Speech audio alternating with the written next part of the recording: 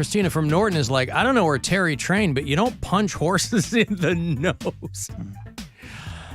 She's like, I trained a few horses of my own, and I was like, again, my daughter was an equestrian for a long time, and I never heard anything like that, but everybody's got their, I guess, own technique, or she said horses' eyes are set off to the side of their heads to see predators, so directly in front and behind isn't always easiest for them to see. That's why they say don't walk up behind them, and, people need to let wild animals be wild animals.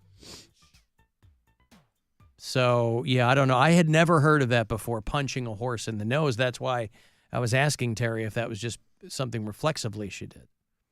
But she's like, no, it's, I guess everybody's got their own way of taking care of those things.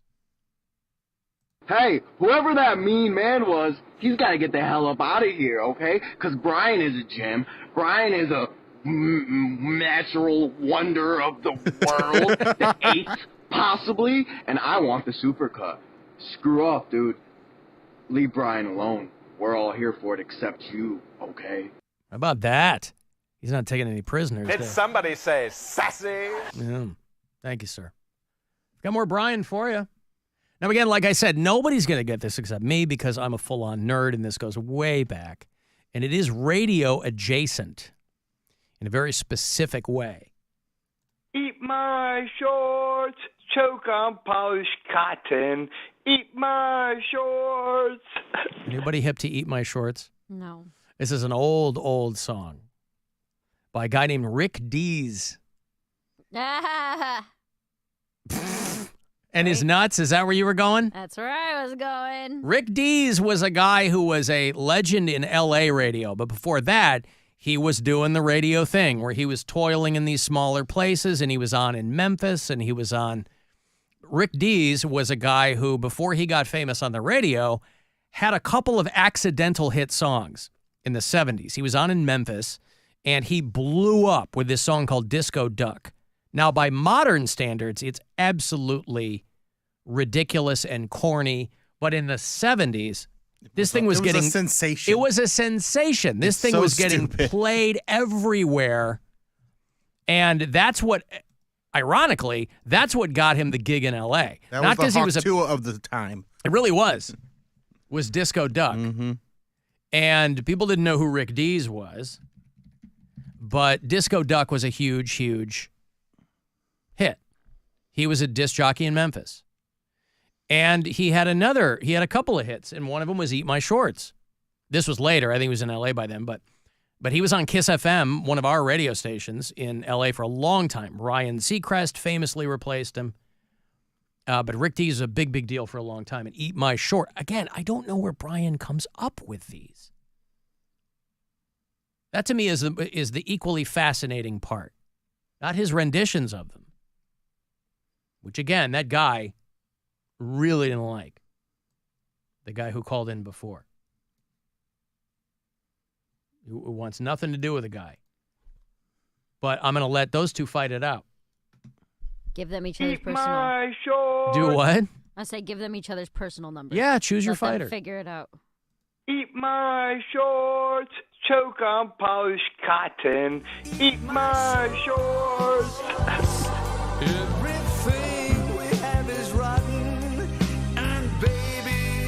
Yeah, it's a breakup song about a guy getting divorced. I'll see you in court.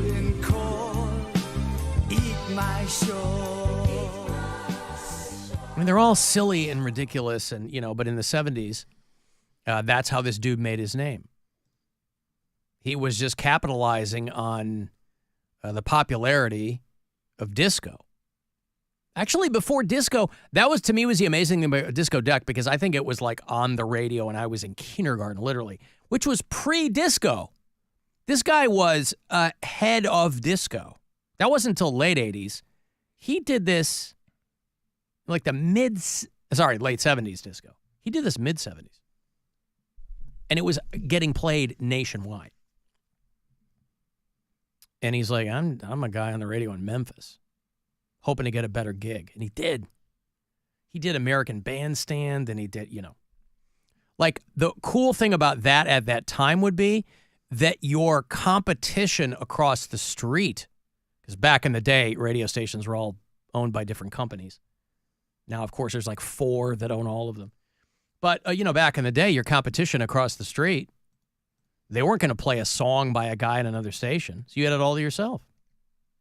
Or they'd have to call you and go, this song is so huge, we have to play it. But we have to get your permission to do it. That's a flex.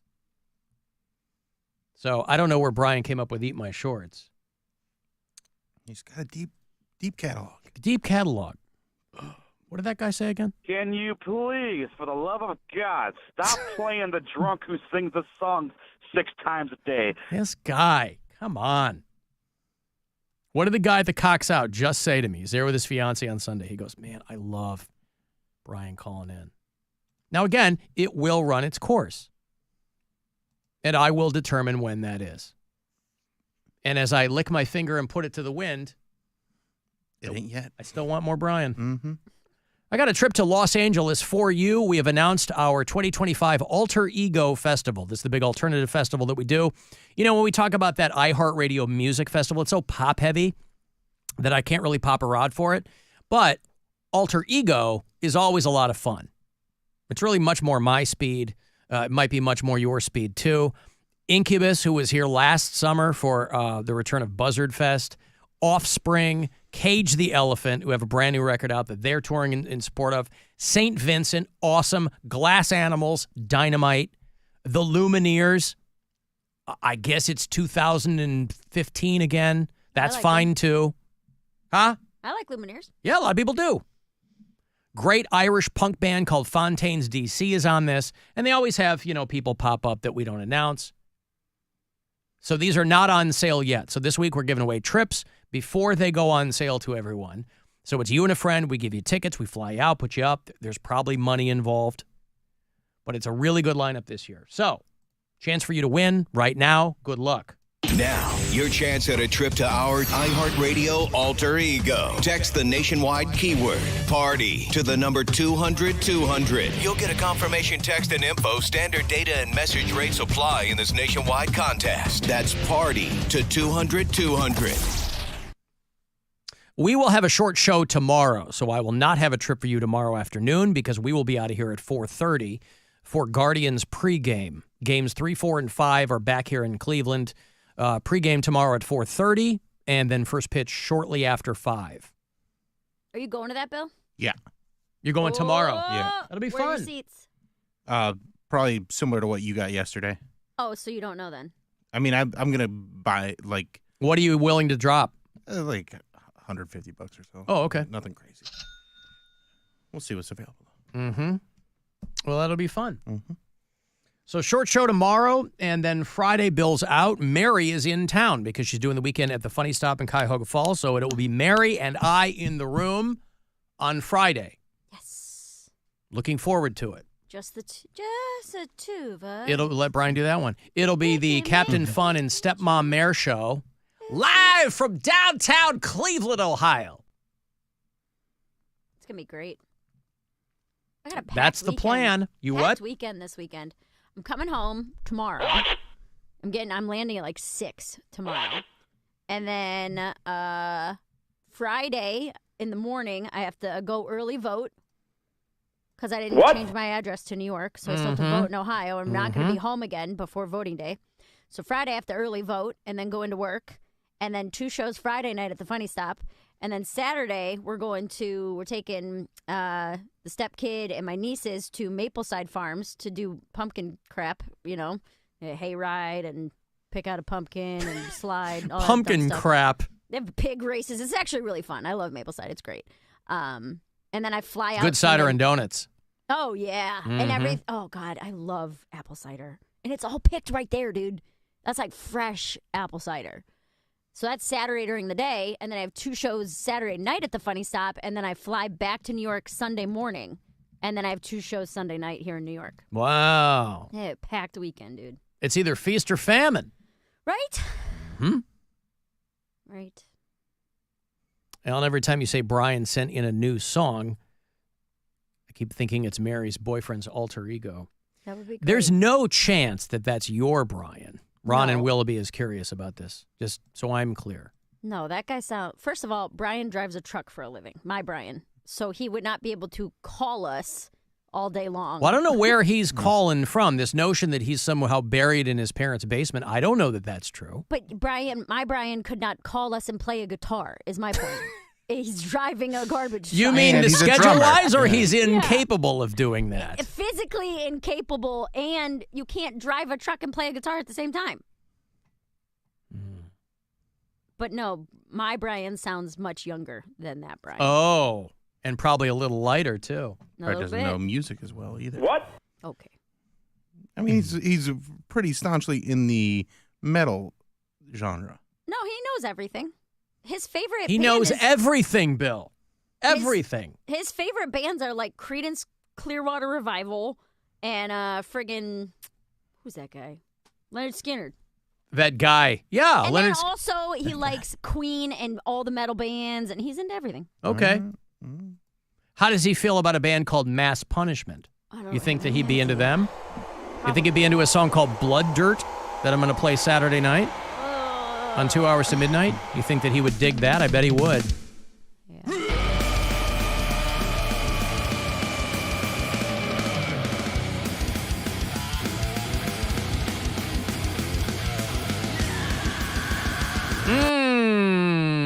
The sweet, sweet sounds of Mass Punishment.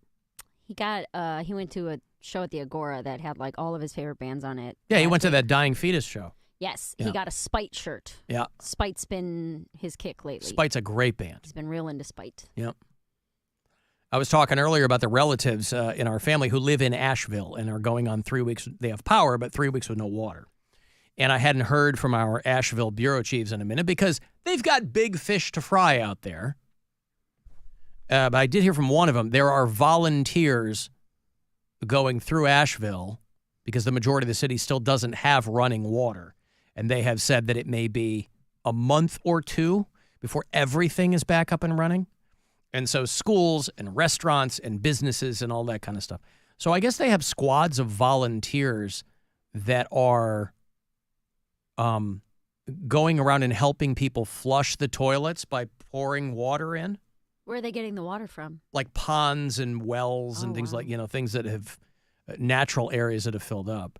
And so there are people who are volunteering in the Asheville area who have these giant gray water containers that they're filling up. And it does, of course, rain along the way.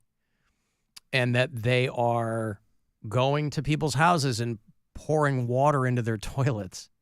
Because people are like, the hardest thing is with no water is keeping your crapper flushed. And you hate to think about the way people are cutting corners too.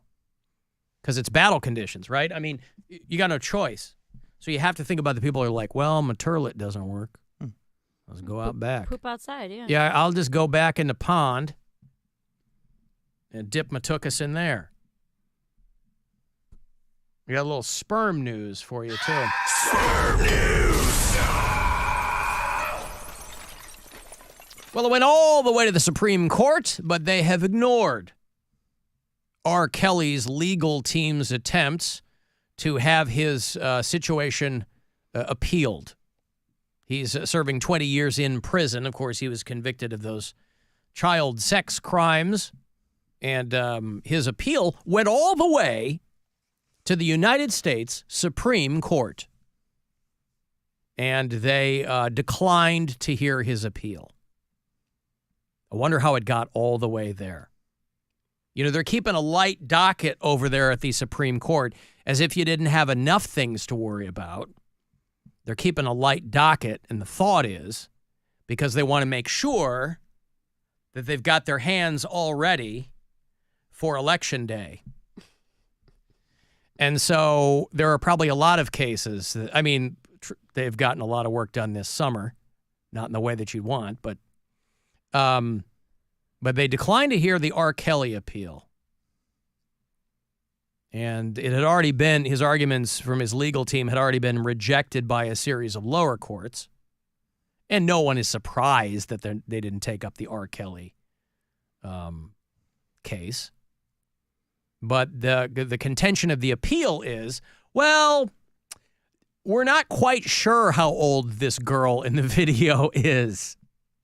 The girl testified that she was 14 when everybody remembers the video, right? I didn't see it, but He was peeing on this girl.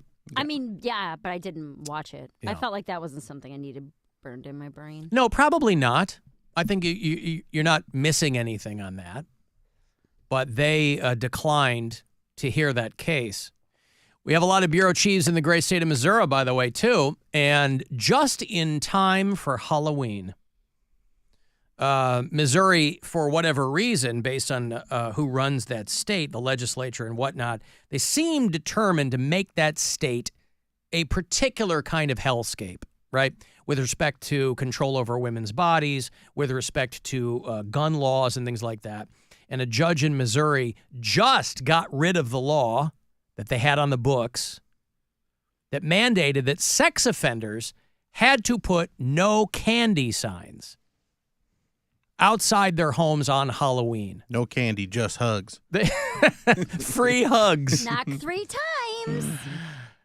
They had to, up to this point, put no candy signs up, and a judge in Missouri says that is unconstitutional. That, I guess the thought being, sure, you've deprived children of their civil rights to not get molested, but it's a bridge too far to think that we deprive you of yours. The law's been around for almost 20 years that sex offenders had to stay inside on Halloween, keep the lights turned off, and post a sign saying no candy. They have gotten rid of that law. So now, just in time for Halloween, you're not going to know if the door you're knocking on, you still go to those apps, I guess. They still have to register as sex offenders, but they don't have to put those signs up. I was going to say, which part of the law got repealed? The whole thing or just the sign part? Like the sign part. They still have to stay inside with no lights on. Yeah, but there's nobody. It's not like people are walking around checking to see if they're staying inside with the lights off. They might just not be home. They might be one town over. I don't know. So, yeah, this all came about because there was a convicted sex offender from suburban St. Louis who filed a lawsuit saying, my First Amendment rights are being violated. I should be able to hand out, it's a form of free expression for me to hand out candy to kids. Right, but when you commit a crime, you lose rights. certain privileges. There you go. And the initial response to his lawsuit was the First Amendment doesn't give sex offenders a right to give candy to kids. But they ran it up the chain, and they have repealed the sign law now. It's crazy when you hear a story about someone that is like assaulted kids or something, and they'll be like, and then their punishment was 30 days in jail. And you're like, what? Like, this is somebody that had fully You get more for having done weed stuff. on you. Yeah, it's crazy how lenient those laws are. Well, it's because we're not really pro-kid in this country. You like to pretend that they are, but they're really not. Well, I've got to take a break. Here's your sperm news. I got one last chance for you to grab some money.